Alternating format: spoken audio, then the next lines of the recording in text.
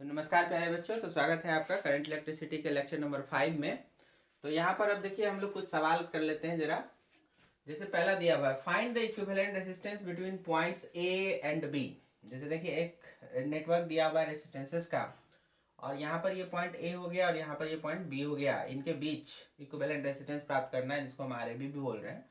उसी तरह से बिटवीन ए एंड डी, इस तरह से आपको सवाल में दिया हुआ है कि इसके अक्रॉस अगर बैटरी जोड़ेंगे ए एंड डी के अक्रॉस, तो इसका इक्विवेलेंट रेजिस्टेंस क्या बनेगा। ए बी के अक्रॉस जोड़ेंगे तो फिर क्या बनेगा। उसी तरह आप बाद में चाहें तो ए सी के अक्रॉस जोड़ेंगे तो क्या बनेगा, बी सी के अक्रॉस जोड़ेंगे तो क्या बनेगा, बी डी के अक्रॉस जोड़ेंगे तो क्या बनेगा, आप निकाल सकते हैं। तो आइए एक एक करके देखते हैं। तो जैसे पहला हो गया फॉर आर ए बी, ठीक है। आर ए बी के लिए मतलब कि आप ए बी के अक्रॉस अगर कोई सेल इस तरह से जोड़ते हैं तो फिर इसका इक्विवेलेंट रेजिस्टेंस क्या बनेगा, ठीक है। तो आप देखिए, आप यहां से देखिएगा कि जो भी करंट इधर से जाएगा तो यहाँ पर वो करंट क्या होगा, बट जाएगा तीन पार्ट में। इधर बटेगा, कुछ इधर जाएगा, कुछ इधर जाएगा, है ना। तो आप देख सकते हैं कि जो भी करंट यहाँ जाएगा वो टोटल का टोटल इसमें भी जाएगा। तो आप कह सकते हैं कि ये दोनों क्या हो गया, सीरीज में हो गया। तो ये 2 और 6 सीरीज में 8 बन गए, 8 हो गया। और फिर उसके बाद ये वाला देखिए, इस रेसिस्टेंस का ये एंड और उधर जो 8 बना था उसका ये वाला एंड, और उधर वाला एंड और 5 का उधर वाला एंड, ये दोनों क्या आ गए पैरेलल में। तो 8 और 5 आ गया पैरेलल में। तो जब पैरेलल में आ गया तो मैं क्या करूंगा, सीधा सीधा दोनों को गुना करूंगा, जोड़ के भाग दे दूंगा। तो क्या आ गया, 40/13, ठीक है। तो कहने का मतलब ये ऊपर का वैल्यू हो गया 40/13। अब ये पूरा एक रेसिस्टेंस बन गया, और अब उसके साथ ये वाला पोर्शन क्या हो जाएगा, सीधा सीधा ऐसे नीचे आ जाएगा, मतलब सीरीज में आ जाएगा। तो 40/13 प्लस 3, तो 39, और इतना 1 कम 80, इस तरह से, ठीक है।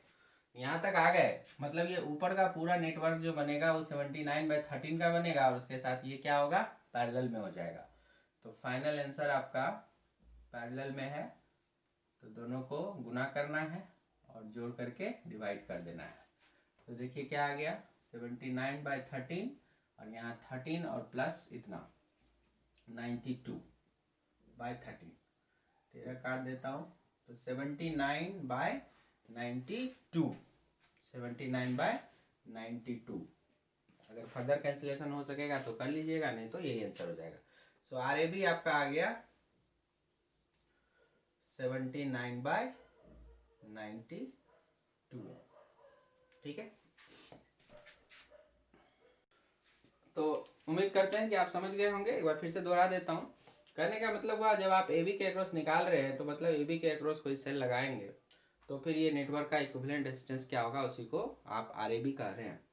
तो यहाँ पर स्पष्ट है कि जो भी करंट यहाँ पे जाएगा वो सेम टू सेम 2 ओम में जो भी जाएगा वही 6 ओम में भी जाएगा। ये दोनों सीरीज में आ जाएगा, 2 6 8 हो गया। अब ये 8 और 5 पैरेलल में आएंगे, ये सब दिखना चाहिए आपको। इधर 8 हो गया तो इसका एक इंच इधर 5 के साथ जुड़ा हुआ है, इधर यहाँ पर सी, तो उधर वाला उधर उधर के साथ जुड़ा हुआ है। तो 8 और 5 हो गए पैरेलल में। 8 5 जैसे पैरेलल में हो गए, हम ये वाला काम करेंगे। 8 गुना 5 बटा 8 प्लस 5 मतलब 13, तो 40/13 हो गया। अब ऊपर का सेक्शन सब मिलके बन गया 40/13। अब ये सेक्शन में जितना भी ओवरऑल करंट होगा वही सब मिलके इसमें घुसेगा, इधर वाले में, क्योंकि इससे करंट जो भी जाएगा इससे जो भी जाएगा मिलके फिर इसमें जाएगा ना। तो वही चीज हो गया कि इधर से जो जो 40/13 में करंट जाएगा वो सबका सब 3 में चला जाएगा। तो वो 40/13 और 3 क्या हो गया, सीरीज में हो गया। तो 40/13 प्लस 3 कर देंगे, 79/13 आ गया। अब उसके बाद ये सब ऊपर में मिल करके 79/13 हो गया, और वो इस 1 ओम के साथ क्या हो गया, पैरेलल में। इस तरह से ऊपर वाला एक नेटवर्क आ गया, नीचे से ये ऐसा आ गया। तो 79/13 और 1 ओम पैरेलल में आ गए। दोनों को गुना करो, जोड़ के भाग दे दो, सॉल्व कर दो, आंसर आ गया। क्लियर हो गया। अब हम लोग उसी तरह से कहता है कि आर ए डी भी जरा फाइंड करिए। तो चलिए, फॉर आर ए डी उसको भी देख लेते हैं। तो ए डी, अब जो कनेक्शन आपका जाएगा ये बी से ना जाके डी इधर है, तो इसको मिटा दीजिए। यहाँ ऐसे बैटरी जो होगी वो ऐसे लगेगी, इस तरह से, ठीक। इन सबको भूल जाइए। अब RAD नया प्रॉब्लम बन गया। ठीक, तो देखिए AD से अब इसमें क्या होगा, जो भी करंट यहाँ से जा रहा है कुछ इधर बटेगा कुछ इधर बटेगा। ठीक, यहाँ पर आ गया इस तरह से। यहाँ पर जब ये करंट आएगा तो ये फिर यहाँ पे दो भाग में बढ़ जाएगा, इधर कुछ करंट जाएगा और इधर कुछ और जाएगा। लेकिन जो भी यहाँ पर जाएगा करंट, वही करंट इसके थ्रू भी तो जाएगा। इसका मतलब 3 और 1 4, ये दोनों इस बार क्या हो जाएंगे, सीरीज में हो जाएंगे। ये समझना बड़ा इंपॉर्टेंट है। अब ये 3 और 1 क्या होंगे, सीरीज में आ जाएंगे, तो 4 बन गया। अब वो 4 और 5 उसी तरह से पैरेलल बनेंगे, 4 और 5 पैरेलल बनेंगे। तो 4 और 5 जैसे ही पैरेलल बनेगा तो 4 गुना 5 बटा 4 जोड़ 5 ऐसे हो गया, मतलब 20/9। 20/9 का नीचे का एक नेटवर्क तैयार हो जाएगा। अब वो 20/9 और इधर से जो ये 6 था, ये दोनों फिर से क्या हो जाएंगे, सीरीज में बन जाएंगे। तो इसमें +6 कर दीजिए, तो 20/9 + 6 54 और 20 74/9। ठीक है, तो आपका ये जो हो गया, ये नेटवर्क पूरा बन गया था 20/9 का, और उसके साथ जो है आपका 6 जो है वो सीरीज में आ गया था। तो आ गया इतना। अब ये जो भी बना 74/9, ये पूरा का पूरा इधर से बन गया, वो इस 2 ओम के साथ क्या होगा, पैरेलल दिख जाएगा। यहाँ से यहाँ ये पूरा का वैल्यू हो गया 74/9, और उसके साथ ये वाला क्या हो गया, पैरेलल में। तो पैरेलल में आ गया तो दोनों को गुना करो, जोड़ के भाग दे दो, बस इसको सॉल्व करेंगे तो RAB भी दिख जाएगा। तो आइए करते हैं।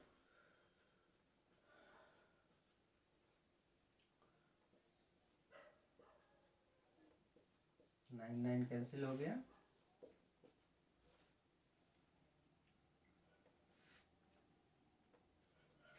ऐसे। यहाँ पर अगर कैंसिलेशन भी करें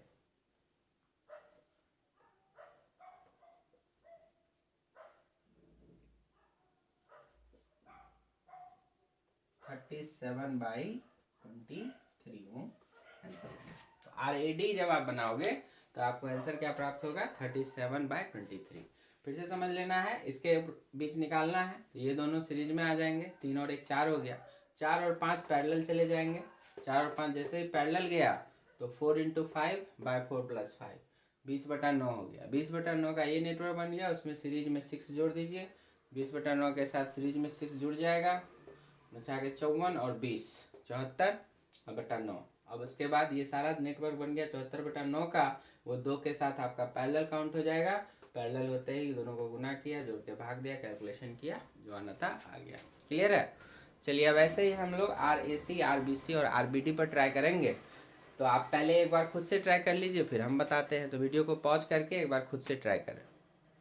आई होप कि आपने कर लिया हो। तो आइए उसको मिलाते हैं। तो हम लोग AC वाले पर आते हैं, फॉर RAC, मतलब इस पॉइंट से और इस पॉइंट से, इनके बीच में आपको सेल को अगर लगाया जाए तो फिर नेटवर्क का इक्विवेलेंट रेजिस्टेंस क्या बनेगा, प्राप्त करना है। तो जाहिर सी बात है, अगर आप ऐसे लगाते हो तो सबसे सिंपल हो जाएगा, क्योंकि देखो अब यहाँ पर जो भी करंट इसमें जाएगा, ये एरो पहले का दिया हुआ है, इसको भी छोड़ देना है। इधर से जो भी हम करंट डालेंगे तो कुछ इसमें जाएगा, कुछ इसमें, कुछ इसमें। तो आप देख सकते हो जो इसमें जाएगा 2 में, वही 6 में भी जाएगा। तो 2 और 6 क्या हो गया, सीरीज में हो गया।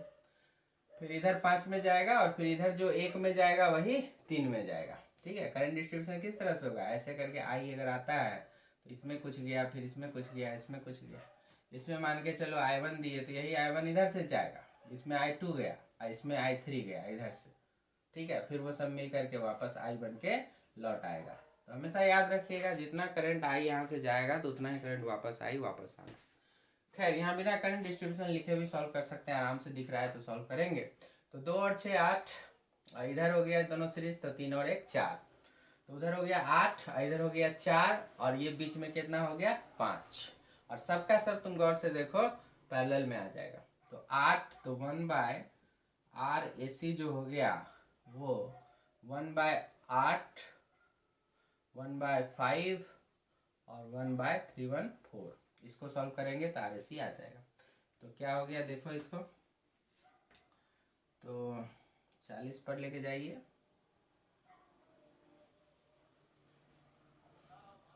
ठीक है, कितना बन गया 23/40। तो RAC अब क्लियर हो गया 40/23। ठीक है, इस तरह से। तो ये सबसे आसान था आपका, क्योंकि इसमें ऊपर वाला दोनों सीरीज, नीचे वाला सीरीज और फिर सब पैरेलल। ठीक है, तो ये सब दिख रहा है आपको, तो वेरी गुड। RBC, तो जिनका जिनका सही हुआ उनको कॉन्ग्रेचुलेशंस। फिर RBC की बात करते हैं। ठीक है, BC मतलब इस बार सेल का कनेक्शन BC के थ्रू लगेगा। तो हम लोग इन एरोज को मिटा देते हैं, कंफ्यूजन ना हो, और इस कनेक्शन को भी हटा देते हैं। कैसे लगाना है? BC के बीच, तो इनके बीच में। तो चलिए, इनके बीच में कोई सेल लाए, कैसे भी जोड़ सकते थे, ऊपर नीचे, मतलब प्लस टर्मिनल ऊपर या नीचे, उससे कोई फर्क नहीं पड़ता है। खैर चलिए, तो बेसिक बात क्या है उसको देखिए। करंट अब ऐसे आएगा, ऐसे जोड़ दिए तो ऐसे आएगा, तो वो इसमें भी जाएगा, इसमें भी जाएगा, इसमें भी जाएगा, बढ़ जाएगा। लेकिन जो इसमें जाएगा वो इसमें भी जाएगा, मतलब 6 और 2 जो होंगे वो सीरीज में आ जाएंगे। जो इसमें जाएगा, देखिए वो इसमें नहीं जाने वाला, जो इसमें जाने वाला करंट वापस फिर इसमें बैटरी में लौट जाएगी। इसमें जाने वाला करंट इसमें नहीं जाने वाला, ध्यान दीजिएगा इस बात को।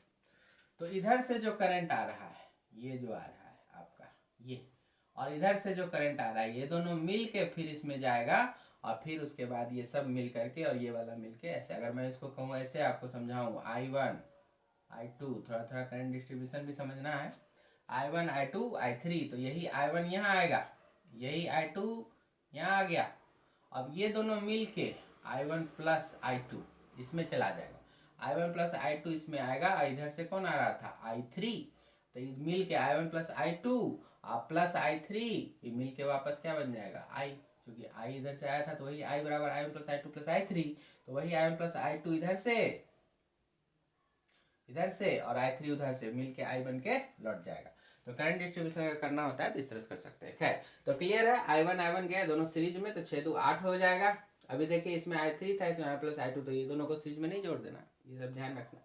चलिए, तो ये 6 2 8 हो गया, और 8 और 5 पैरेलल दिख जाएंगे, क्योंकि उधर का 8 का एक इंड उधर 5 के साथ, और इधर दूसरा इंड 5 के साथ, इधर वाले 8 के साथ, तो 8 5 पैरेलल में। तो 8 5 पैरेलल, देखिए पहले भी क्या हुआ था, 8 5 पैरेलल, तो कितना आ जाएगा? 40/13। 40/13 आपका ऊपर बन गया। उसके साथ ये वाला आ जाएगा सीरीज में। ठीक है, इस सब में जितना मिला करके आ रहा था I1 प्लस I2, वो इसमें आ गया, I1 प्लस I2, तो सीरीज में बन गया। तो 40/13 के साथ एक सीरीज में, तो हो गया ये 53/13। ठीक है, 53/13 हो गया। अब उसके साथ ये वाला क्या आ जाएगा? तो पूरा पूरा पैरेलल में, 3 जो आ जाएगा पैरेलल में आ जाएगा। तो 53/13 के साथ 3 को जो करना है पैरेलल में करना है। ठीक है, तो क्या हो गया?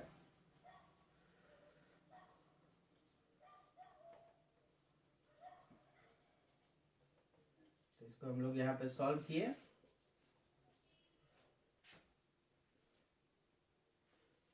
ऐसा कुछ।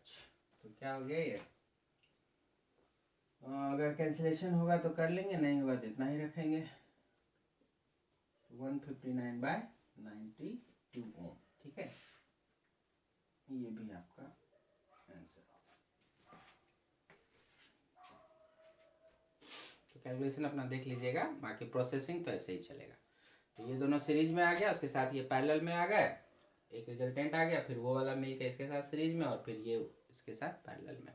तो ऐसे करके आपका RBC आ गया। तो अगर आपका भी ये है तो फिर वेरी गुड, बहुत अच्छा। चलिए, अब कौन बचा? RBD। RBD पर बात कर लें जरा। RBD, तो BD वाला देखिए, B यहाँ पर हो गया, D यहाँ पर हो गया। ठीक है, तो आपका ये सब कनेक्शन हटा दीजिए, और BD माने यहाँ और यहाँ, ऐसे कुछ। ठीक है, तो इसमें अब ये सब I1 I2 I3 ये सब भूल जाए, इसमें फिर से नया डिस्ट्रीब्यूशन। तो आप बिना डिस्ट्रीब्यूशन के बनाइए, ऐसे ही दिख जाएगा। तो जैसे यहाँ से देख रहे हैं, इसके देख रहे हैं, चलो, तो क्या दिख रहा है? देखिए, तो अगर ध्यान से देखिएगा तो व्हीटस्टोन ब्रिज का कंडीशन तो नहीं दिख रहा है, क्योंकि हम कैसे कहें, जो कि देखिए फिर से देखिए, अगर करंट हमारा आई जाएगा इसमें, तो इधर कुछ जाएगा I1, इधर कुछ जाएगा I2, है कि नहीं। अब जो I1 इसमें गया तो पूरा का पूरा I1 तो इसमें नहीं जाने वाला, समझ रहे बात को। पूरा का पूरा I1 तो इसमें नहीं जाने वाला, बट जाएगा वो। तो अब मान के चलिए कि I2 से वो I3 बट गया, इधर हो गया I1 माइनस I3, बचा हुआ करंट उसमें चला गया, है ना। जैसे गया था ऐसे। अब वो I3 जो उधर से आया और ये I2 जो इधर से आया, अब ये दोनों मिल के I2 प्लस I3 मिल के इसमें जाएगा। अब फिर वो I2 प्लस I3 और इधर से I माइनस I3, तो I2 प्लस I3 और I1 माइनस I3 ये कैंसिल होगा। I1 प्लस I2 वही I था, मतलब मिलके फिर से I बन जाएगा।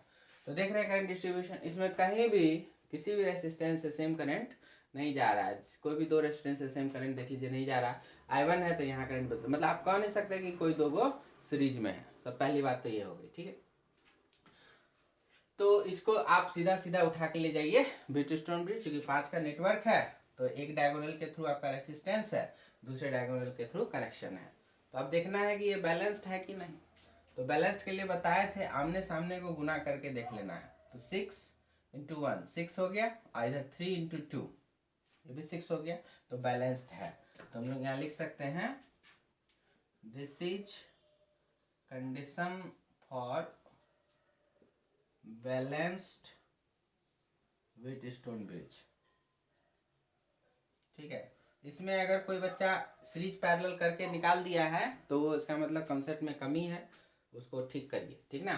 तो ये एकदम बैलेंस्ड व्हीटस्टोन ब्रिज का कंडीशन है। बैलेंस्ड व्हीटस्टोन ब्रिज में हम लोग पढ़े थे कि अब इसको और बीच वाला जो डायगोनल है इसको आप हटा दीजिए, इसका कोई काउंटिंग नहीं होगा, और इधर ये दोनों सीरीज में आ जाएगा। अब जो I1 आएगा वो सबका सब इसमें आ जाएगा। तो चूंकि बैलेंस्ड है तब आप डिसाइड करेंगे, बैलेंस नहीं रहता तो डायरेक्ट नहीं डिसाइड कर सकते थे, समझे इस बात को।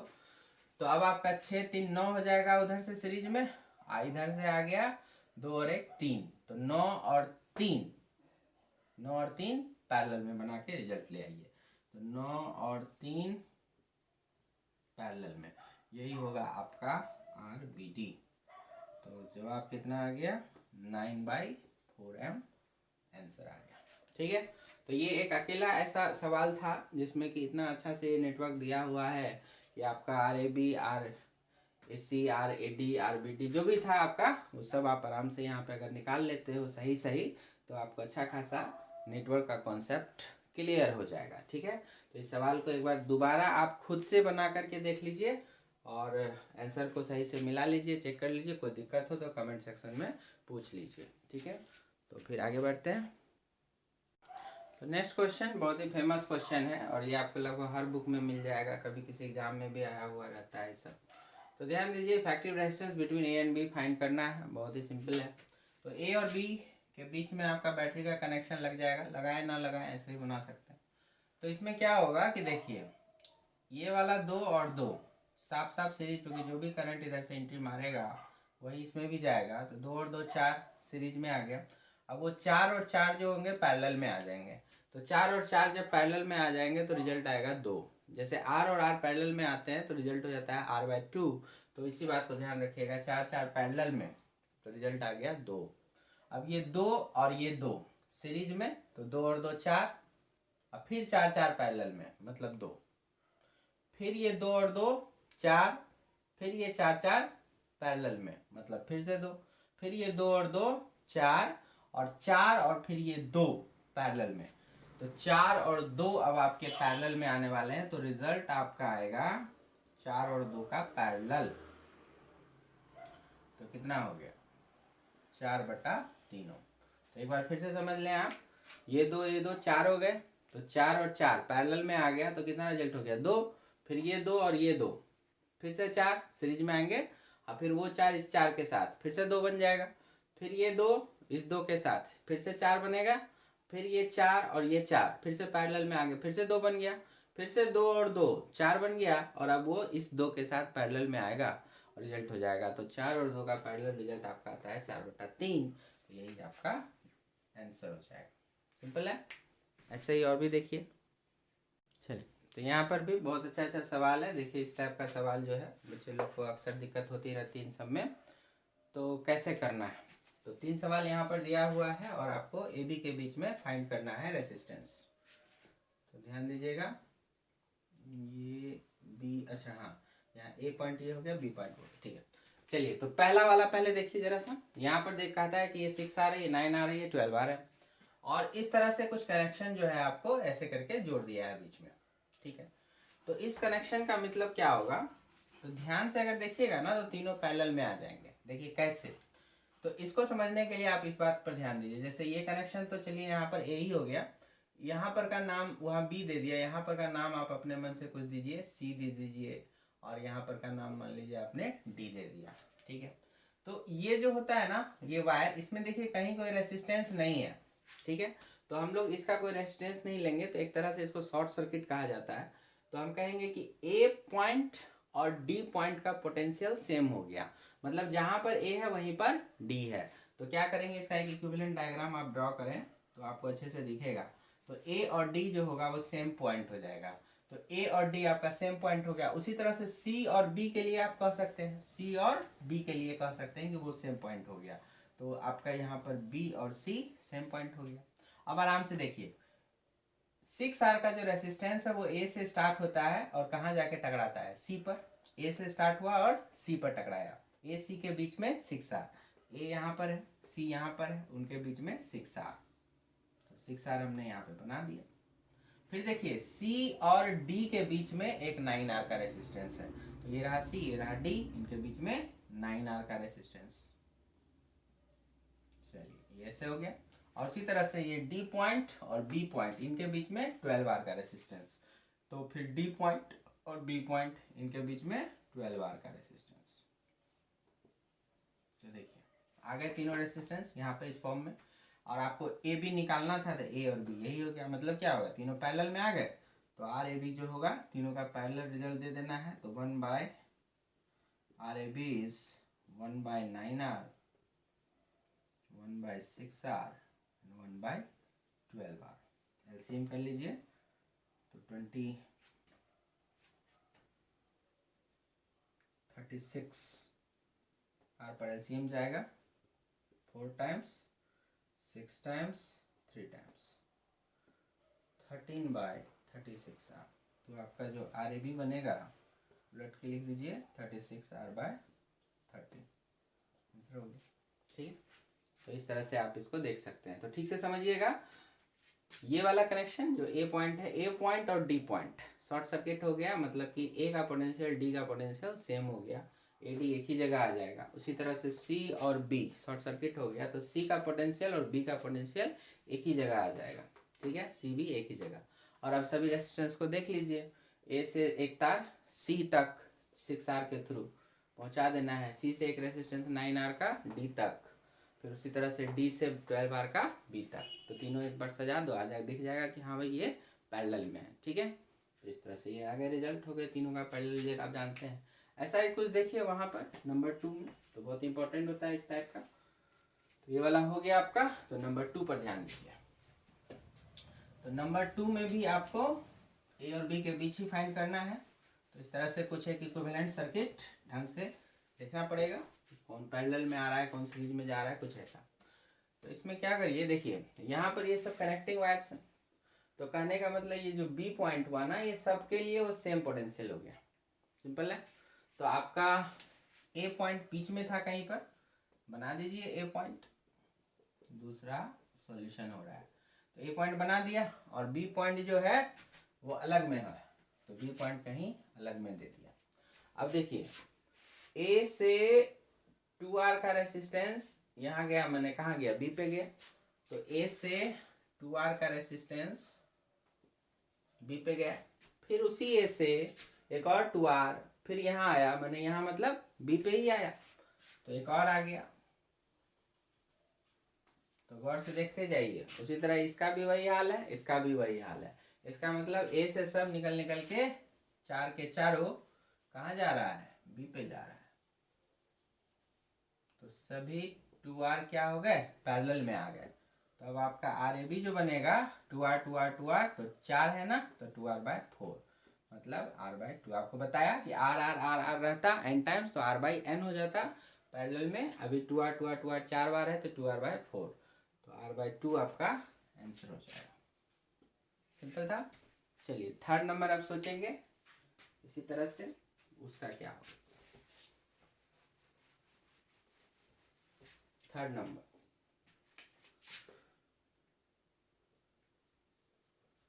देखिए, ए पॉइंट तो आपका यहाँ पर हो गया। यहाँ पर जो है ना बी, देखिए यहाँ पर है और यहाँ पर कुछ अलग पॉइंट है, तो हम इसको नाम दे दिया सी। तो आर ए पॉइंट से एक आर रेसिस्टेंस सी पर गया है, बना दिया सी। अब सी से 6R बी पे गया है, तो सी से 6R बी पे चला गया। फिर इसी सी से 9R बी पे गया है, इसी सी से 9R बी पे गया। इसी सी से 12R बी पे गया।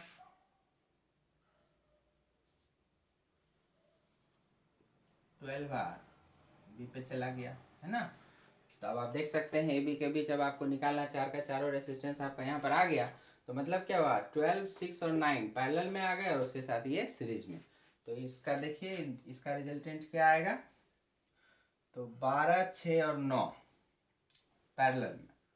तो 1/r, पहले इन तीनों का हम लोग निकालना चाहेंगे। उसको मान लो मैंने आर बी सी है तो आर बी सी कह लो। तो 1/12R, 1/6R, 1/9R, क्या हो गया 18, नहीं 12 कैसे लगेगा, तो 36, वही 36, तो 36R, 3, 6 और इधर हो गया 4, ठीक है। तो क्या हो गया 13/36R, इस तरह से हो जाएगा। ठीक है कैलकुलेशन। तो आर बी सी आपका मिल गया 36R/13। चलिए अब उसके साथ ये कौन है, आर सीरीज में आ गया, ए बी के बीच जानना है। तो आर ए बी जो आपका बना वो क्या बन गया, R plus R B C.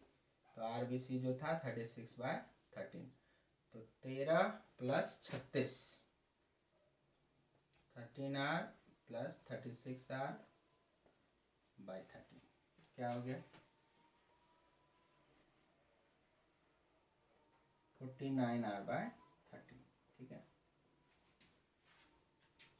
तो इस तरह से आपका आर ए बी निकल गया, ये 3 नंबर का आंसर हो गया। तो एक बार अच्छे से सबको देख लीजिए और फिर खुद से बना करके भी ट्राई कर लीजिए, आपको इस तरह में कोई दिक्कत नहीं होनी चाहिए, ठीक है।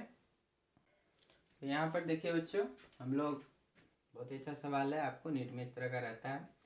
करंट फाइंड करने को बोलता है इन रेजिस्टेंसेस 2 ओम एंड 4 ओम।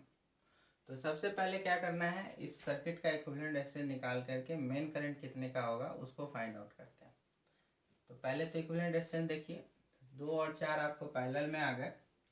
2 और 4 का पैरेलल रिजल्ट क्या देगा, वो दे देगा 4/3। तो 4/3 ये हो गया, और उसमें ये 6 ऐड हो जाएगा, 4/3 + 6 सीरीज में, और ये 1 भी क्या होगा ऐड हो जाएगा। तो ये टोटल, चलिए यहीं पर 7 कर देता हूँ। अब ये कितना बन गया, 3 LCM हो जाएगा और 4 + 21, मतलब 25/3, ये आपका आ गया रेसिस्टेंस। अब जो आई करंट आपका बना, ऑफ कोर्स वो आई कितना बन गया, तो टोटल पोटेंशियल क्या हो गया 20, और टोटल हो गया यहाँ पर रेजिस्टेंस 25/3। तो 20/25 × 3, 12/5 एम्पियर, ठीक है। 12/5 एम्पियर का करंट यहाँ से गया, 12/5 एम्पियर। अब आपको बताए थे कि जब भी पैरेलल वाला कनेक्शन इस तरह से रहेगा, 1 का 2, 1 का 4, तो जो 4 है ज़्यादा है उसमें मान लीजिए कि आई करंट गया, तो इस 2 वाले में क्या जाएगा, डबल 2i। क्योंकि क्या है ना कि इसका ठीक ये डबल है, तो डबल रेसिस्टेंस है, तो फिर इसमें क्या होगा, जो कि रेजिस्टेंस कम है उसमें डबल करंट जाएगा। तो 2i और ये i मिल करके कितना हो गया, 3i, तो clearly 3i is equal to 12/5, तो i बन जाएगा 4/5 एम्पियर का। ठीक है, तो i 4/5 एम्पियर बन गया। तो इसीलिए करंट थ्रू 2 ओम रेसिस्टेंस जो कि 2i था, तो 2 इंटू 4/5 मतलब 8/5 ampere, and current through 4 ohm resistance जो कि यहाँ नीचे में है वो I बन गया विच इज 4/5 एम्पियर। यही आपका इस तरह से आंसर हो जाएगा आराम से, है ना। और अगर 1 ओम के थ्रू पूछता तो यही 12/5 जो है यहाँ से 12/5 यही हो जाएगा। 6 ओम के थ्रू तो है ही 12/5 एंड सो ऑन। तो देख सकते हैं ये एक सिंपल सा आपका सवाल है लेकिन वेरी इंपॉर्टेंट। एक और हम लोग देखते हैं, इनफाइनाइट सीरीज वाला देखते हैं। तो देखिए इनफाइनाइट सर्किट का सवाल कैसे सॉल्व करना है। आपको इस तरह का सर्किट दे देगा और बोलेगा कि ये जो है इस तरह से रिपीट करता जा रहा है और ये इनफाइनाइट टाइम्स इस तरह से। तो इसका RAB आप दोनों इनके बीच में RAB फाइंड करना है। तो कैसे करना है देखिए, तो इसमें ट्रिक क्या होगा, क्योंकि ये इनफाइनाइट है तो इनफाइनाइट +1 भी इनफाइनाइट ही होता है, इनफाइनाइट -1 भी इनफाइनाइट होता है। तो आपको करना क्या है कि ये जो इस तरह का अरेंजमेंट जो इनफाइनाइट टाइम्स है उसमें से एक बार छोड़ करके, मतलब जहाँ से रिपीट हो रहा है इसके इस घर के बाद ये सब रिपीट हो रहा है, तो इस एक घर को छोड़ करके बाकी सभी घर को लेकर के इसको भी रिजल्टेंट इसका क्या बना देना है, तो वही जो इसका RAB का है। ठीक है, क्योंकि इनफाइनाइट में से एक घर हम छोड़ भी देंगे तो भी इनफाइनाइट ही रिजल्ट आएगा। तो एक घर छोड़ करके जो भी है उसका भी जवाब हमको क्या लिखना है, RAB लिखना है। अब इस तरह से हो गया, तो फिर जो इक्विवेलेंट सर्किट मेरा बनेगा उसको हम कैसे बना सकते हैं, तो इस तरह से बना सकते हैं R, फिर आपका ये वाला नीचे गया था ये 2R, और इधर जो हो गया इस सब का सब मिला करके आ गया RAB। ओके, और ये आपका B पोजीशन। और अब इसको हम सॉल्व करेंगे तो क्या देखते हैं, RAB और 2R ये दोनों पैरेलल में आ गए और उसके साथ ये कौन आ गया सीरीज में, और ये भी जो रिजल्ट आया वो क्या बनेगा, वो RAB ही बनेगा। तो हम लोग इसी तरह से करेंगे कि RAB और 2R जो आ गया पैरेलल में आ गया, तो इन दोनों का रिजल्ट क्या होगा, तो RAB into 2R divided by RAB plus 2R। ठीक है, ये हो गया इनका, और उसके साथ प्लस क्या हो जाएगा R ये सीरीज में। और ये बना क्या ओवरऑल, अब ये क्या सॉल्व हो गया, RAB सॉल्व हो गया, तो वही है आपका ये RAB इस तरह से। ठीक है, अब अगर आप इसको सॉल्व कर लेते हैं यहाँ से RAB की वैल्यू तो RAB निकल आएगा। हो सकता है क्वाड्रेटिक में जाए तो हम एक काम करते हैं कि RAB को x लिख देते हैं। ठीक है, थोड़ा देखने में ठीक लगेगा। तो 2R into X divided by x plus 2R plus R equal to x। तो यहाँ से हमको x के लिए सॉल्व करना है। तो चलिए इसको LCM ले लीजिए और क्वाड्रेटिक में फिर आगे सॉल्व करते हैं। तो ऊपर वाला थोड़ा मिटाता हूँ और फिर मैं सॉल्व करता हूँ। तो देखिए बच्चों यहाँ पर हमने सॉल्व किया 2RX by X plus 2R plus R equal to X. तो यहाँ पर नीचे का LCM लिया हमने, तो x प्लस 2R LCM हो गया और फिर हमने लिखा तो 2RX plus R into x plus 2R, और उधर राइट साइड में x था रख दिया। अब आप R इंटू एक्स को करेंगे, RX हो गया प्लस 2R स्क्वायर हो गया, और ये वाला इधर गुना हो गया तो x स्क्वायर प्लस 2RX हो गया। 2RX कैंसिल आउट कर दीजिए और इनको इधर ले आए तो X square minus RX minus 2R square equal to 0। ये क्वाड्रेटिक इक्वेशन आ गया। अब यहाँ से x निकल आएगा, तो हम क्या देख रहे हैं कि इसको गुना कीजिए, माइनस 2R स्क्वायर आएगा, minus 2R square x square आएगा, और यहाँ पर माइनस RX को अगर आप माइनस 2RX प्लस RX लिख दीजिएगा तो इसको भी गुना करने पर आ जाएगा ना, minus 2R square x square. तो आसानी से आप इसको सिंप्लीफाई कर सकते हैं, और नहीं तो जब फॉर्मूला आप जानते हैं X by minus B plus root under B square minus 4AC by 2A वाला, उसको भी लगा देख सकते हैं। तो खैर आप जब यहाँ पे इसको फैक्टराइज कर रहे हैं तो फैक्टराइज करने पर पता चला कि या तो x बराबर 2R होगा या तो x बराबर माइनस R होगा, लेकिन negative value of x RAB है ना, तो रेसिस्टेंस कभी भी निगेटिव नहीं हो सकता है। तो इस माइनस आ जाने की वजह से हम इसको रिजेक्ट कर देंगे, और ये जो प्लस में है 2R उसको एक्सेप्ट किया जाएगा। सो x बिकम्स 2R। तो यही x क्या था, RAB माने थे इसको, तो RAB इज 2R। तो इस RAB का आंसर क्या हो जाएगा, ओनली 2R। क्लियर है। तो चलिए बच्चों, इस तरह से जो है ना बहुत सारा आपको रेसिस्टेंस पर काम करना है। तो आप एक एक करके उन सबको करें। कोई भी बुक हो आपके पास या क्वेश्चन बैंक है तो उससे आप बनाइए ढेर सारा, कम से कम 100 प्रॉब्लम जो है आपको इस तरह का नेटवर्क का सॉल्व करना चाहिए। अब हम लोग मिलेंगे नेक्स्ट क्लास में, जिसमें आप किरचॉफ्स के जो रूल्स हैं, किरचॉफ्स के वोल्टेज लॉ वगैरह जो बहुत इंपॉर्टेंट है, बाकी करंट लॉ तो आप जान ही रहे हैं, तो ये सब लॉ वगैरह जो बोर्ड में भी कभी कभी बोलता है कि किरचॉफ्स के नियम को लिखिए, तो वो सब पर हम लोग डिटेल में चर्चा करेंगे। और फिर सेल का कॉन्सेप्ट भी लेना है, तो सेल के बारे में भी स्टडी होगी। और फिर मिक्स करेंगे, आपको सेल भी रहेगा, सेल के इंटरनल रेसिस्टेंस के बारे में चर्चा करेंगे, बैटरी की बातें होंगी, कम्बिनेशन ऑफ सेल्स की, तो बहुत सारी चीज़ें हैं, तो आने वाले क्लासेस में देखेंगे। तो अभी तक के लिए इतना ही। Thank you very much. पढ़िए मन लगा के। All the best.